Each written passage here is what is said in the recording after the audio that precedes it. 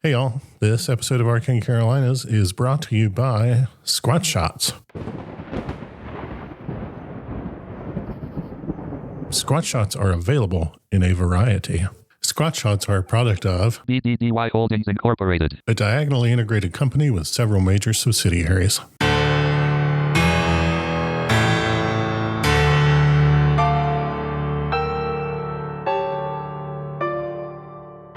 You are listening to Arcane Carolinas, an exploration of the Carolinas' folklore, legends, myths, and modern weird. Each episode, we examine the historical context of our topic and aim to preserve some of the stories that help make this part of the world such a fascinating place.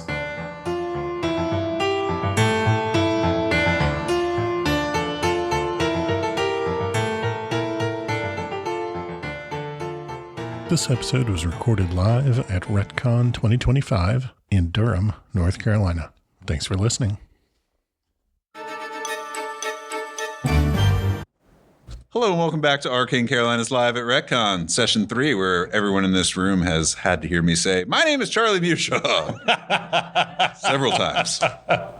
My name is multi-award-winning novelist Michael G. Williams. I'm going to say it enough times that I get used to it. There you go. Ready to hear from an old friend? Oh, yes. You know where I'm going with this one. Is this a visit from the devil? Mm-hmm. Is this our version of Late Night with the Devil? lot less intense.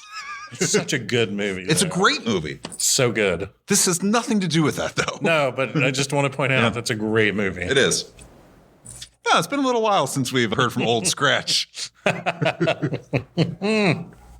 this is a fun one because it crosses South Carolina and North Carolina. Really? Yeah. It starts in Flat Rock, South Carolina, and ends about an hour north of Raleigh.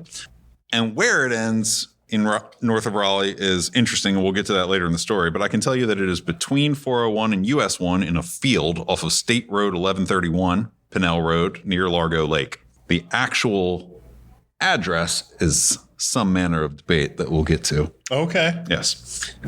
You're at the right place when you find an unpaved turnoff into a field and some pine trees. It is private property. Do not go there without asking. That is not a wink, wink, nudge, nudge for the people listening at home when we release this in October. Yeah. I'm serious. Don't try to go find this, please. That is somebody's place, and they may not want you on it. Yes. Devil's Rock. Devil's Rock. Is that a declarative statement? Devil's Rock. The title of the story, Devil's Rock. Did you ever, oh my God. Were you ever subjected to the book Hell's Bells? Was anyone ever subjected to the book Hell's Bells? Oh man. It was a book book about the dangers of rock and roll. Yeah. I was not subjected to it in that all of its messages had already been internalized. Yes. So funny. Anyway, Devil's Rock was the alternate title that the publisher didn't go with. Okay. I'm kidding. Yeah. I have no idea, but that's where my head went. It could be so many things. It could be a plural noun and a verb. It could be possessive statement. It could be all kinds of things. It's possessive. Okay. In this case, it's possessive. The devil owns this rock. Okay. Has it been formally deeded to the devil? Through common law. Is it like one of those things where they deed the land under a historic tree to the tree so that nobody can buy it? Yeah, sure. Let's go with that. Okay. I mean, State Highway Administration blew up half of it. But who's going to argue with the devil about a property contract? The Devil's Rock is said to hold the footprint of Satan himself. So, in North Carolina, near Largo Lake, there's a print of a left foot, what looks like a left foot that's slightly larger than like normal human size, imprinted deep into a large rock. So, see that guy? Oh, wow. That does look like a foot. This is a big room. I bet you guys can't see that, but if you could, there's like a little foot there. And that's a finger for scale.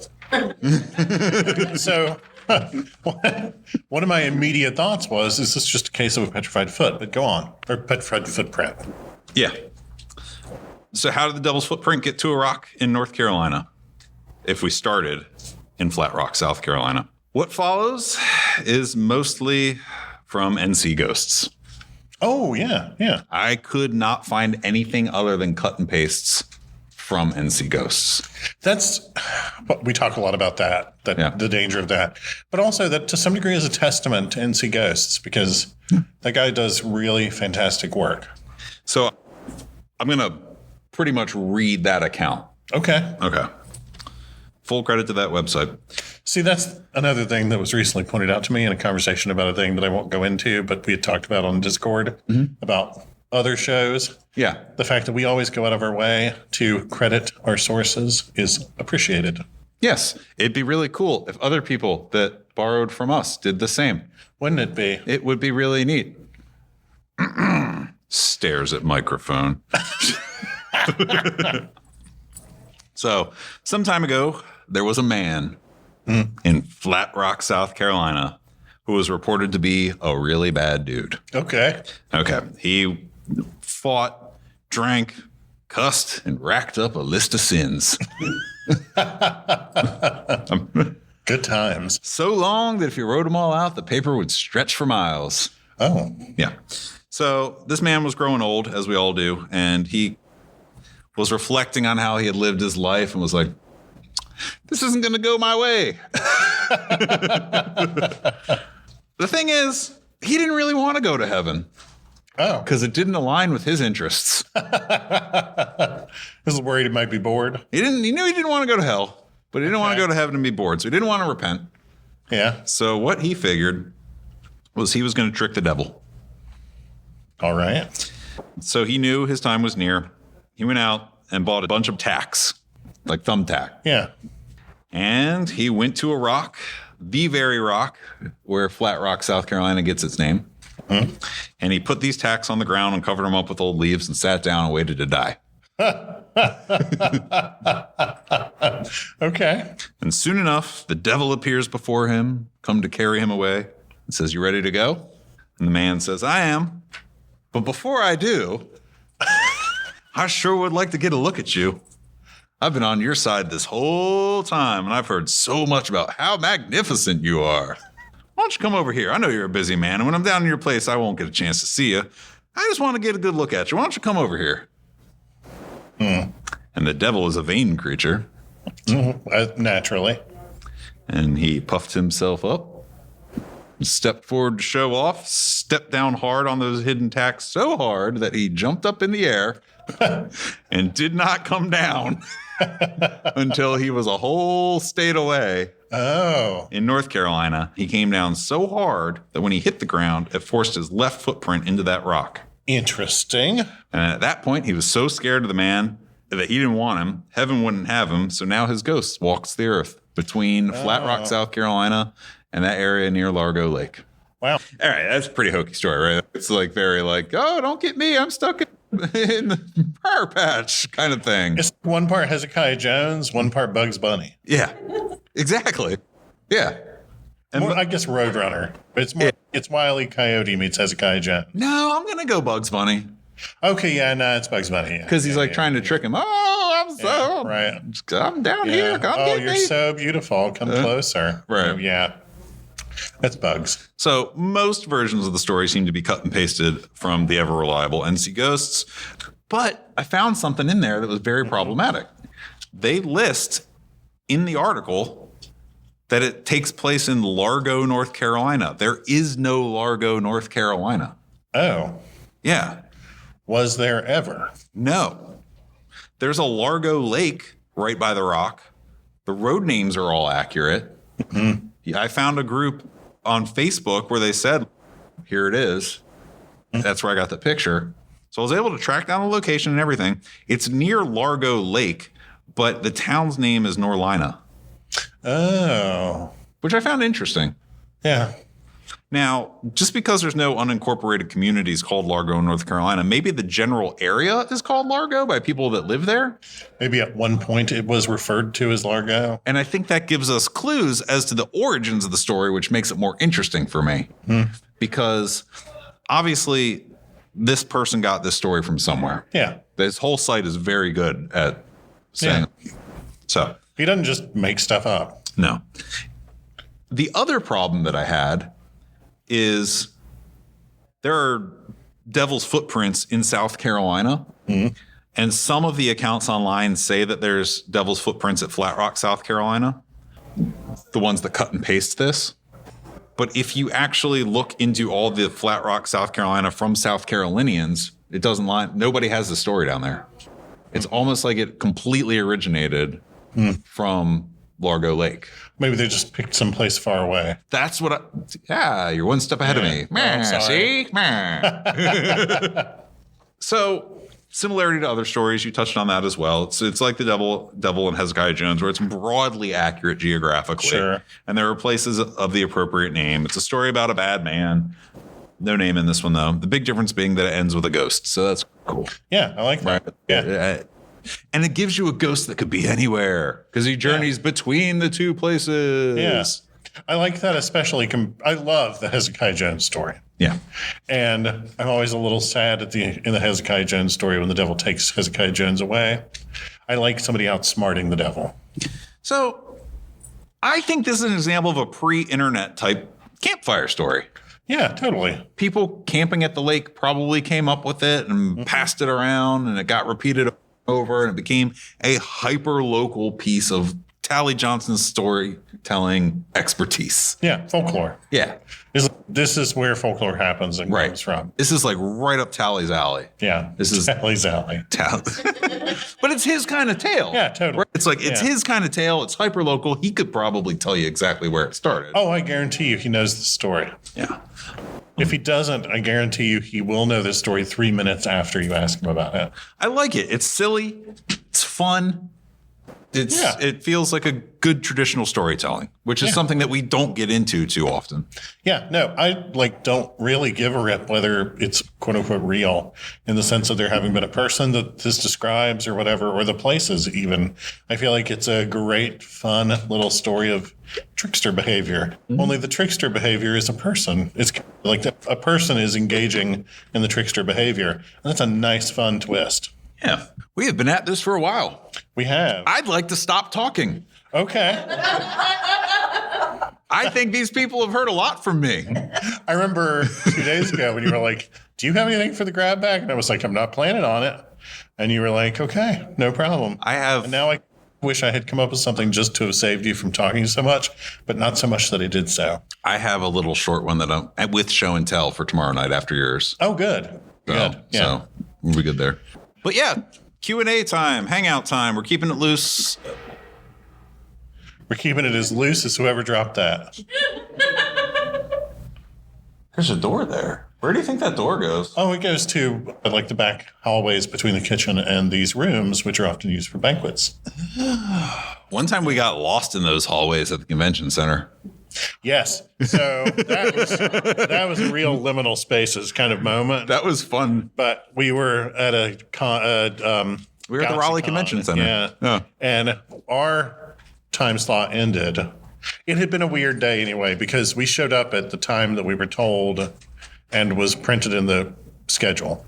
And we did our hour, we talked, and then the audience left and a new audience came in and we were packing up our stuff. And somebody in the front row said, so when do y'all get started? And it turned out that there was a different schedule on the website.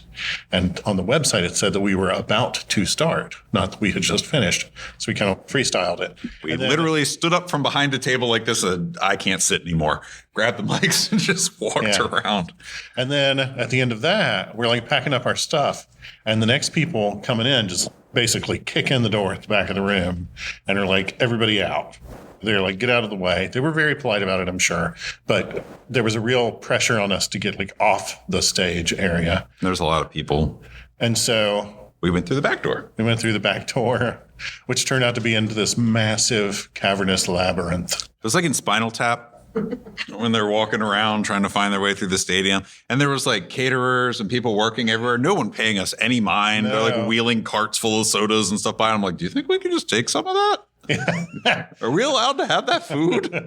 I remember us being maybe we should just go in the back of some other room that's empty. But every time we would crack a door and be there's an aerobics class. What?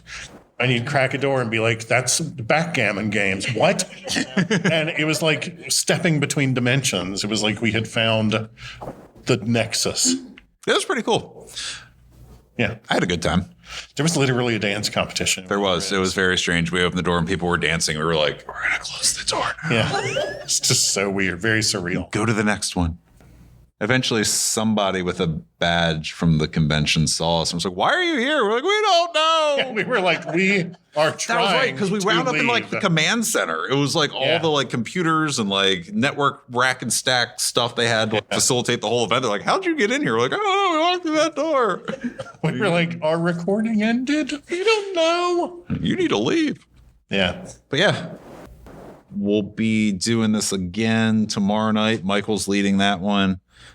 We're going to talk about a ghost story from Carrie. And I will come back clean up. And I brought some fairy stones to pass around, and we can talk a little bit about the history of the geology of how those form.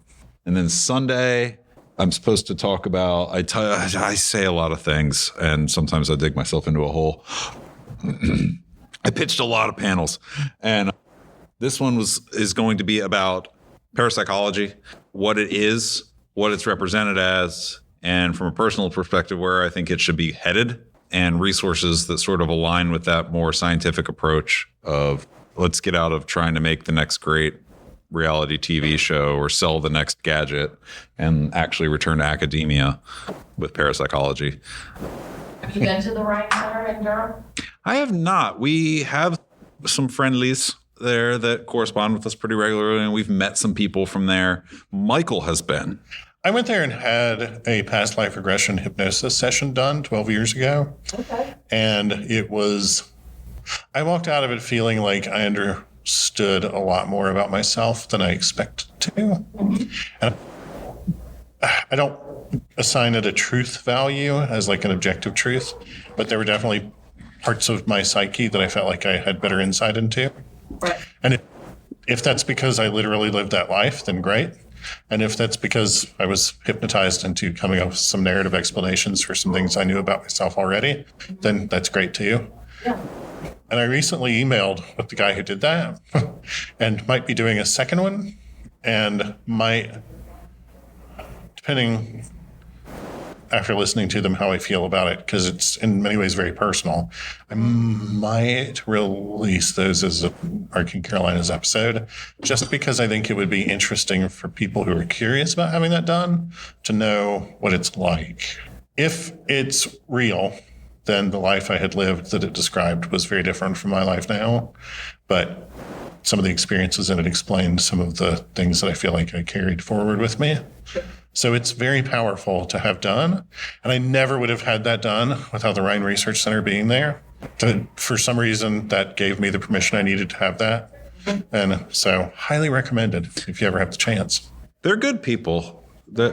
I've referred folks to them that have reached out to me about things that are far beyond the scope of my expertise or training. And I'm like, hey, that's really cool. I don't know how to help you with that, but I know some people that do kind of live in that space, and sent them that way because I do think that they, based on what I've read and based on Michael's experience, I do think that they take a non-sensational approach and they're not trying to sell a gadget or anything like that. They're legitimately trying to explore phenomena. And I think that's really cool.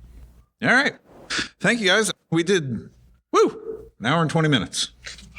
Congratulations. Thank you, sir. Thank you. Let's stop recording now. Yeah, I think.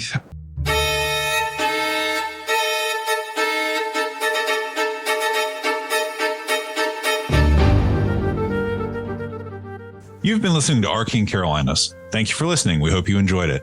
For more episodes, behind the scenes information, and links to our social media, check out www.arcanecarolinas.com, where you can also buy the Arcane Carolinas book. And if you like award-winning horror and science fiction, check out my books at michaelgwilliamsbooks.com. And if you have story suggestions, comments, or questions, email us at arcanecarolinas@gmail.com. And thanks for listening.